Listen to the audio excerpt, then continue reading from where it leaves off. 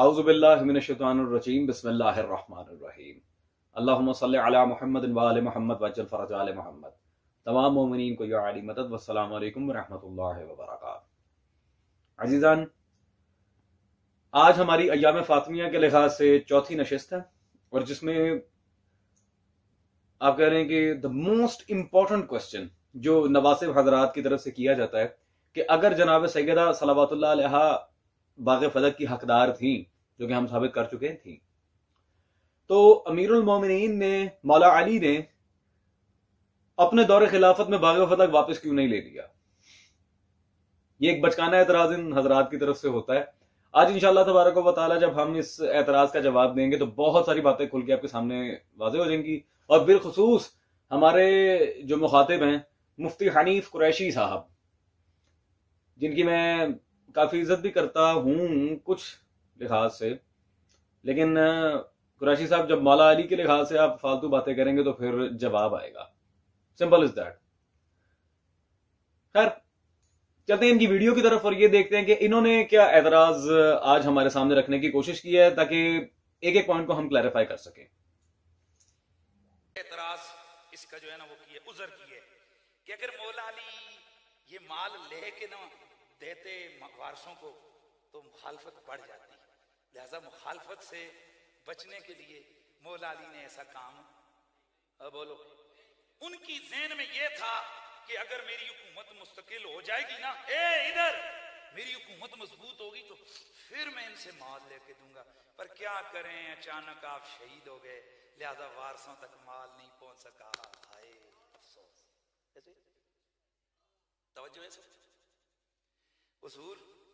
अगर ये वाबी कोई बात करे तो कोई थोड़ी बहुत मानने के लायक है, लेकिन अगर शिया करे तो मानने के लायक नहीं, क्योंकि शिये तो कहते हैं आम इमाम भी इल्म गैब जानता है। किताबें भरी हुई हैं आले तशय्युअ की कि आइम्मा आले बैत आलिम मा काना व मा यकून, उनके नजदीक इमाम की शर्तों में एक शर्त है कि वो गैब जानता है। तो क्या मौला अली को पता नहीं था कि मेरी हुकूमत 4 ही साल है? वो इंतजार करते रहे और इसी इंतजार में इतना बड़ा हक जो है ना वो मौला अली नहीं दे सके आले बैत का। या ये एतराज अगर तुम्हारा हम मान लें तो फिर तुम्हारे अकीदे पे उंगली उठती है कि फिर आज के बाद अकीदा खत्म करो कि हजरत अली या इम्मा आले बैत इल्म मा काना व मा यकून रखते हैं, ये खत्म करो ये अकीदा। और अगर ये जानते हो और मानते हो कि वो रखते हैं तो फिर इसका मतलब ये है मौला अली ने जानबूझकर ये मसला नहीं छेड़ा, क्योंकि उनको पता था अबू बकर उमर उस्मान ने जो किया वो ठीक किया। यकीनन आपने मौलवी हनीफ कुरैशी साहब की वीडियो देख ली होगी। अब बिला ताखीर हमें दलाइल की तरफ चलना है ताकि मौलवी हनीफ कुरैशी साहब को आज जरा अकल दिलाएं हम। जी कुरैशी साहब, आपने जो मौला अली पे मुंह उठा के एतराज कर दिए, वैसे आपकी बातें सुनने की तो बड़ी होती है। मैं तो जी आशिक हैदर कर्रार हूं, मैं तो अली अली करता हूं। ये आपका अली अली, मौला अली पे ही एतराज उठा दिया। लेकिन हम अभी जिंदा है कुरैशी साहब, हम आपको भागने नहीं देंगे, ना मौला अली के लिहाज से कोई ऐसी बात करने देंगे, क्योंकि मौला अली के लिहाज से मैं कहता हूं कोई और क्या, सगा बाप भी अगर अमीरुल मोमिनीन पे एतराज करे तो हम उसको भी तर्क कर देंगे, उससे भी कदा ताल्लुक हो जाएंगे। आपकी क्या हैसियत है? खैर, वो अल्लाह का शुक्र है कि मेरे वालिदैन मोमिन है। खैर, पहली बात तो ये कि फदक के मामले में हम इतने जवाब दे चुके हैं कि तसव्वुर से मावरा बात है। फिलहाल मैं अजीजान आप शिया सुन्नी दोनों भाइयों से ये एक छोटी सी मेरी रिक्वेस्ट है। कसवर अब्बास हैदरी हमारे एक मुहक्किक भाई हैं, उनकी एक बेहतरीन किताब तहकीक क़ज़िया फदक, ये मैं आपको रिकमेंड करता हूं। अस्मा और रिजाल की बहस के साथ तमाम कवायद और ज़वाबित अस्मा और रिजाल और तौसीक व जरा बर्रुबात के लिहाज से बेहतरीन काम किया है इन्होंने। इस किताब को लाजमी खरीदें ताकि आपको एटलीस्ट पता तो चले कि ये मौलवी हजरात और इनके आइमा ने जो मुबहम किस्म की जरा की हुई है सही रिवायात पे, और जिन गलत रिवायात का सहारा लेके ये चिल्लाते फिरते हैं इस तरह, वो है क्या। अच्छा जी कुरैशी साहब, अब आपको आएगा जवाब आपके स्टाइल में। मौला अली ने बाग़ फदक क्यों नहीं लिया? इनका अकीदा है कि आइमा आलिम गैब होते हैं, उन्हें काना व मा यकून का इल्म दिया गया है, ये है वो है, तो फिर उन्हें तो अकीदा वापस लेना पड़ेगा। मौला अली को नहीं पता था मेरी खिलाफत 4 साल है, मैं ये नहीं कर सकता। इसका मतलब है कि वो ये समझते थे कि हज़रत अबू बकर ने जो किया वो ठीक किया। कुरैशी साहब आपका फ्यूज उड़ गया है, आपने शायद अपनी तारीख की और हदीस की किताबें पढ़ी नहीं है। पहले तो इल्म काना व मान यकून के अकीदे पे आते हैं ना, ये आपके बिलखुसूस बरेलवी मसलक के बहुत बड़े आलिम मुफ्ती जलालुद्दीन अहमद अमजदी, जिन्हें फकीहुल मिल्लत कहा जाता है, उनकी किताब मेरे हाथ में ये मौजूद है, लाहौर से छपी है, बुजुर्गों के अकीदे। ठीक है जी, बुजुर्गों के अकीदे, बाबों के। सवा नंबर 255। और यहां पे आपके अमजदी साहब क्या तहरीर फरमाते हैं जी, मालूम हुआ कि हजरत इमाम बाकिर सल्लल्लाहु अलैहि का यह अकीदा था कि मुझे गैब का इल्म है, और नीचे इमाम ज़ैनुल आबिदीन के बारे में भी उनका अकीदा यह था कि वो भी गैब जानते हैं। अल्हम्दुलिल्लाह, मौला बाकिर और मौला सज्जाद के बारे में आपके बाबा जी खुद लिख रहे हैं, अइम्मा अहले बैत को आलिम गैब आपके घर के उलमा मानते हैं, कल हम तो नहीं ना कहते। काफी पे एतराज करने से पहले अपनी किताबों की तरफ तो रिव्यू कर लो सोनियो जी। कुरैशी साहब, ये एक जवाब। दूसरा, मौला अली ने बाग क्यों नहीं लिया, इंपॉर्टेंट क्वेश्चन। और मौला अली की जिम्मेदारी थी कि बाग वापस लें, ये है वो है, वो मैं आपको बताता हूं। पहली बात, अमीरुल मोमिनीन को कज़िया फदक के लिए वक्त ही कब मिला? आलिम गैब होना तो मौला का साबित है, अल्हम्दुलिल्लाह। अमीरुल मोमिनीन को कज़िया फदक के लिए वक्त कितना मिला? मौला अली जंग रोकना चाह रहे थे। ये आपके मल्ले वो जो बैठा हुआ था ना फिरौने शाम, ये उसे ही बहुत ज्यादा खार निकली थी, उसी खुरक हो रही थी कि मैं किसी तरह लड़ दूं अली से। इतना तो था नहीं कि मौला अली के सामने आ जाए, बस जंग करने की आखिर आई हुई थी। खैर, ये शाह मोइनुद्दीन अहमद नदवी की किताब मेरे हाथ में मतबूआ मकतबा रहमानिया मौजूदा खुलफाए राशिदीन, सारी ताड़ियां ने, कोई शिया किताब नहीं। सफा नंबर है जी 243। और यहां पे वो खुद लिखते हैं कि जी हजरत अली को मजबूर होकर कब्जा शमशीर पर हाथ रखना पड़ा। मौला अली फितना चाहते ही नहीं थे, मजबूर किया आपके बाबों ने मौला अली को जंग करने पे। और पीछे क्या रह जाता है अजीजान, इतनी बिल्कुल ये वाज़ेह बात आपके सामने मौजूद है। खैर अजीजान, दूसरी बात जी, जायदाद के लिहाज से अमीरुल मोमिनीन ने जानबूझ के मसला नहीं छेड़ा। क्यों नहीं छेड़ा वो मैं बताता हूं, एक मिनट ठंडे हो जाओ। ये मेरे हाथ में आपके इमामुल मुअर्रिखीन इमाम अबुल फिदा की मौजूद है तारीख अबुल फिदा। कुरैशी साहब जरा ध्यान मारे आजे, तारीख अबुल फिदा, सफा नंबर है जी 229। यहां पे आपके इमाम अबुल फिदा साहब लिखते हैं वो बाग फदक मरवान के कब्जे में और उसके बाद उसकी औलाद के तसर्रुफ में रहा जब तक उमर बिन अब्दुल अजीज हाकिम हुआ। ठीक है जी, मरवान को दे छोड़ा था। हजरत उस्मान ने अपने पलूजे मरवान के नाम कर दिया था। आप पहले यहां तक तो आए, ये बात तो क्लियर करें। खैर अजीजान, ये तो एक छोटी बात थी, सिर्फ बाग नहीं दिया था। अब मैं और बताता हूं कि क्या दिया था। तारीख याकूबी जिल्द नंबर 2 आपके घर का आलिम, और इसका हवाला मैं क्यों दे रहा हूं अभी मैं वजाहत करता हूं। जिल्द नंबर 2 कुरैशी साहब, सफा नंबर 267। कहते हैं हजरत उस्मान ने मरवान बिन अल हकम से अपनी बेटी का निकाह कर दिया और इसके लिए इसे माल के खुम्स का हुक्म दिया। वाह सुभान अल्लाह, तीवी दे देती, ना सिर्फ फदक दिया, खुम्स अफ्रीका भी दे दिया, तीवी दे आती। माशाल्लाह सुभान अल्लाह, क्या मैं कहता हूं हजरत उस्मान दरिया दिल थे माशाल्लाह। कुरैशी साहब, अब ये तारीख याकूबी का मैंने हवाला क्यों दिया? वैसे तो अस्मा और रिजाल की अहले सुन्नत के मैं अंबार लगा दूं याकूबी की तौसीक पे। फिलहाल जो किताब दे रहा हूं याकूबी की तौसीक पे वो पचनी नहीं आपको। मुफ्ती हनीफ कुरैशी साहब की तकरीरें चिश्ती कुतुबखाना से छपी, जिल्द नंबर अव्वल, ताड़ी किताब आप ही के लबहाए खुशबूदार अल्लाह जाने के हैं कि नहीं, उनसे जो कलमात सादिर हुए हैं वो किताबी शक्ल में। सफा नंबर है जी 157, जिल्द नंबर अव्वल। और यहां पे क्या कहते जी, इमाम याकूबी अलैहिर्रहमान लिखते हैं, इमाम याकूबी अलैहिर्रहमान ने इसलिए लिखा। वाह माशाल्लाह, आप इनकी दलीलें भी माशाल्लाह बयान करते रहते हैं। खैर याकूबी अब आपको भारी पड़ गया। खैर अजीजान, और दूसरी मोस्ट इंपॉर्टेंट बात, ये कुरैशी साहब की वही मुफ्ती नहीं, कुरैशी की तकरीरें जिल्द नंबर 2 मेरे हाथ में मौजूद है। और इसमें सफा नंबर 273 पे कुरैशी साहब ने मरवान को किन अल्फाज में याद किया? कहते जी, जब इस खत को पहचाना गया तो मरवान लानती का खत था, लानती। हजरत उस्मान ने अपनी तीर लानती को दी है, याद रखिएगा। और फिर मैं क्या करूं, मैंने कहा था बाग़ फदक का इनकार करें तो सैयदा का हक खाते हैं इस तरह। मैं तो नहीं भिखारियों को गनी कह सकता। वो फिर लांतियों में अपनी तियां भी आते हैं। जी कुरैशी साहब, मैं कुछ नहीं कह रहा, आप ही के घर के उलमा ने लिखा, याकूबी ने लिखा, हजरत उस्मान ने अपनी बेटी का कर दिया निकाह मरवान से, और आपकी अपनी किताब कुरैशी साहब की तकरीरें, उसमें मौजूद है मरवान लांती यानी तियां भी आई हैं ना। फिर खैर छोड़ो। हाँ, दांत निकालने अभी निकाले ना दांत मौला अली की लिहाज से, फिर मैं बताता हूं। और ये हजरत उस्मान को सिर्फ अकरबा परवरी की मामलात नहीं थे, या फिर अपने जो जोड़ीदार थे उन्हें जायदादें देना, ये पीछे से सिलसिला चलता आ रहा है। ये मोहम्मद मौलाना हाफिज अब्दुल अहद कादरी साहब, उनकी किताब मेरे हाथ में मौजूद है, हजरत उस्मान गनी के फैसले। हाँ? सफा नंबर है जी 64।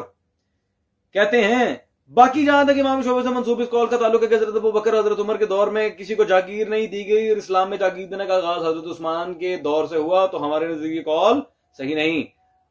अमर वाकया यही है कि हजरत अबू बकर हजरत उमर ने अपने दौर में लोगों को ताजा जमीनें बतौर जागीर अता की थी। हाँ जी, कितने गई वो हदीस, ला नौरस, रसूल का कोई वारिस नहीं होता, खुद जागीरें बांटते फिर रहे हैं।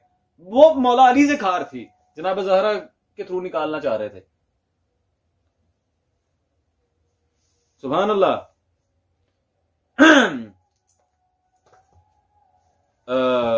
कुरैशी साहब को ठंड पई, आगे चलते हैं।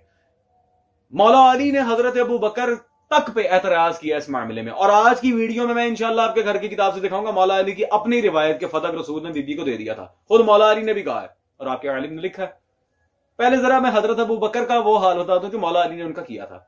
पॉइंट, आपके इमाम सयूती, उनकी किताब मेरे हाथ में मौजूद है, मुस्नद फातिमा ज़हरा सलावतुल्लाह अलैहा, मुस्नद फातिमा ज़हरा अज हाफिज जलालुद्दीन सयूती, सफा नंबर है 40 और इस बाब की हदीस नंबर है जी 26। कहते हैं हजरत सिद्दीक ने फरमान रसूल सल्लल्लाहु अलैहि वसल्लम सुनाया कि हमारा कोई वारिस नहीं है, हम जो कुछ छोड़ जाएं वो सदका है। लिहाजा रसूल करीम सल्लल्लाहु अलैहि वसल्लम जो कुछ अपने अहले वयाल पर खर्च फरमाते थे वो मेरे जिम्मे है। इस पर हजरत अली मुर्तजा ने आयत पढ़ी, सलमान दाऊद के वारिस बने, वो सूरह नमल शरीफ की आयत। जिक्रिया अलैहिस्सलाम ने भी तो फरमाया था जो मेरा जानशीन और याकूब की औलाद का वारिस बने। आगे जी हजरत अबू बकर ने जवाब दिया कि यह बात दुरुस्त है, लेकिन ए अली जो मैं कह रहा हूं उसका भी आपको बखूबी इल्म है। इस पर हजरत अली ने कहा ये अल्लाह की किताब बोल रही है, तो सब खामोश हो गए और अपनी अपनी राह ली, भज गए। हैदर कर्रार ने मुंह ठप दिया, वहां पे भाग गए। ये तो जंगों में भी खैर भागते रहे। मैंने कहा था मौला अली से पंगा लें। जी कुरैशी साहब तो भज गए सन, क्यों मौला अली के साथ टिक के वहां पे बहस नहीं की, क्या वजह थी, क्यों दौड़ लगाई? देना जवाब दें इस बात का। अमीरुल मोमिनीन ने तो मुकम्मल मुबाहिसा करके शिकस्त दी है, और आए ये सिर्फ भागने वाले नहीं थे, मैं कुछ और भी साबित करूं। मौला अली के लिहाज से मजाकिया जुमले जो आपने ये हरकतें की है ना, मैं आज पूरा अल्हम्दुलिल्लाह किला उड़ा के ही जाऊंगा। आप ही के घर के आलिम फाजिल जामिया फरीदिया साहिवाल अल्लामा मोहम्मद हाफिज सदाकत अली फरीदी साहब, उनकी किताब मेरे हाथ में मौजूद है जी, इस्मत फातिमातुज़ ज़हरा और कुरान अजीम। जनाब सही किताब उन्होंने लिखी है, पूरी किताब लिखी है कि बीबी मासूमा है, तो मासूम के सामने गैर मासूम की क्या हैसियत होती है मुझे बताने की जरूरत नहीं है, मसला ही खत्म। खैर सफा नंबर है जी 173 कहते हैं बागे फदक का मुतालबा ऐन कुरान अजीम के मुताबिक है, इस मुतालबे को खता कहना महज निरी जहालत है। अब हज़रत अबू बकर निरे जाहिल साबित हुए कि नहीं? आपका आलिम लिखना, मैं नहीं कह रहा, निरे जाहिल। जी अल्लाह हाफिज।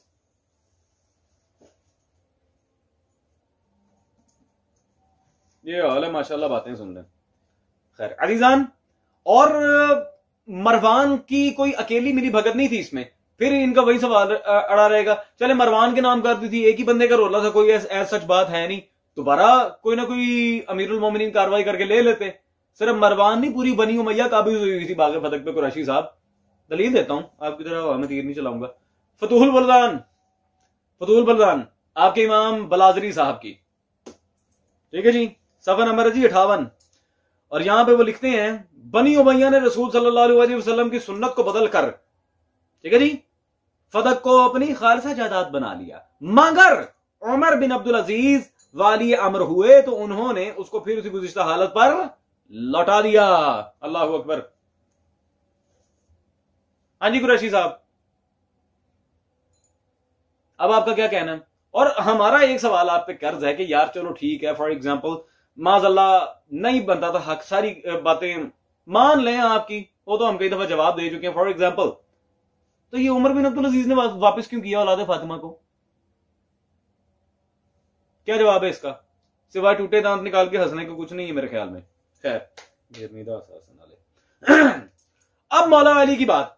मौला अली उसी रविश पर रहे जिस पे खुलफाए सलासा थे। तो केड़ी गल्ला आपके मसलक के नवाब अहमद हुसैन साहब, उनकी किताब तारीख है अहमदी, मैं बताता हूं कितने के उनके पैरोकार थे। सफा नंबर जी 132, और यहां पे वो दो टोक अल्फाज में लिखते हैं कि जी हजरत अली ने जवाब दिया, कुरान और सुन्नत रसूल सल्लल्लाहु अलैहि वसल्लम पर अमल करूंगा लेकिन सीरत शेखैन के इत्तिबा का पाबंद ना होऊंगा। मैं ना दिगाल कोई नहीं मननी। ये है मौला अली का मुक्का। हाँ जी कुरैशी साहब, मौला अली तो जानते थे कि वो जो कर रहे थे, तो मौला ने उनकी रविश क्यों रद्द कर दी?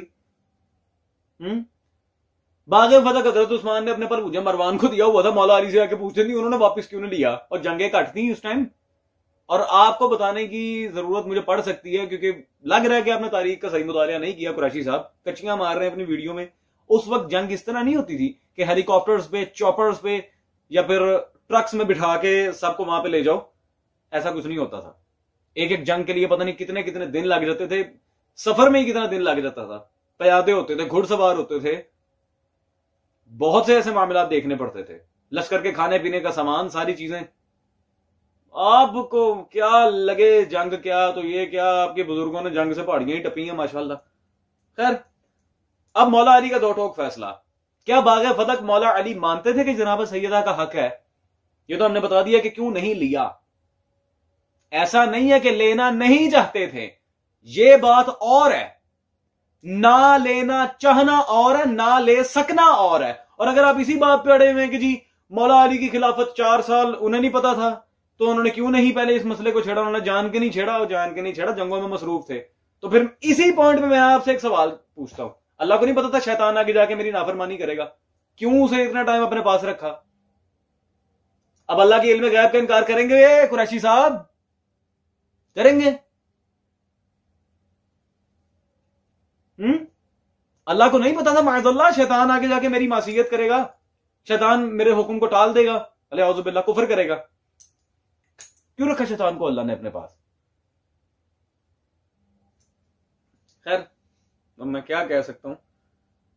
उसकी एक जिंदा मिसाल रसूलुल्लाह भी हैं सल्लल्लाहु अलैहि वसल्लम। रसूलुल्लाह ने भी बिल्कुल वैसे ही खास खास खास खबरों का खुलासा अपने पास रखा था। खैर खैर खैर, दैट्स नॉट आवर टॉपिक। अब मौला अली की बात। सुलेमान बिन इब्राहिम हनफी नक्शबंदी अल कंदोजी जनाबी अल मवद्दा, सफा नंबर है जी 279, इस बाब की हदीस नंबर 19। आप वाज़ेह देख सकते हैं अज़ीज़ान, मुझे और कुछ कहने की जरूरत नहीं है। हजरत अली सल्लल्लाहु अलैहि इरशाद फरमाते हैं कि जब ये आयत फातिह ज़ुल क़ुरबा हक़्क़ु नाज़िल हुई तो नबी करीम सल्लल्लाहु अलैहि वसल्लम ने सैयदा फातिमा ज़हरा सल्लल्लाहु अलैहा को बुलाकर फतह कता फरमाया। मौला अली खुद फतह के गवाह हैं कि रसूल ने दिया था। मौला अली ने हजरत अबू बकर की रीस की थी, अस्तगफिरुल्लाह। मौला मुनाजरों में अगले को हिलने नहीं दे रहे थे, रीस करवान देने। खैर अजीजान, आज की आखिरी दलील, फिर गुड बाय। कुरैशी साहब, ये मौला अली का जिक्र छोड़ के दूसरे को जिक्र करने वाले पता कौन होते हैं? मैं एक एग्जांपल आपके सामने रखना चाह रहा हूं यहाँ पे राइट नाउ। ये आप ही की किताब है, आला हजरत फाजिल बरेलवी अहले बैत नबूवत के हुजूर में। बड़ी प्यारी किताब है माशाल्लाह, जाविया पब्लिकेशन से छपी है। अजीजान, लेकिन सफा नंबर 8 पे चलते हैं जरा। हाँ कुरैशी साहब, अब आप दांत निकालें। कुरैशी साहब खुद लिखते हैं जी, जिक्र अहले बैत के मुकाबले में दूसरों का जिक्र करने वाले कंजरी की औलाद हैं। अब कुरैशी साहब कौन है वो खुद जाने। अजीजान, मैं कुरैशी साहब से इल्तिजा करूंगा आज के बाद दांत ना निकालिएगा, क्योंकि आपके दांत टूट चुके हैं। जितना बुरा आपका हाल हो गया, और मुझे पता है इनमें से एक भी दलील का जवाब नहीं आना मुझे। खैर, लीव इट। आपसे होती है मुलाकात इंशाअल्लाह तबारक व तआला अब अगली नशिस्त में। Till then take care, peace out. Maula Hussain आप सबके वारिस।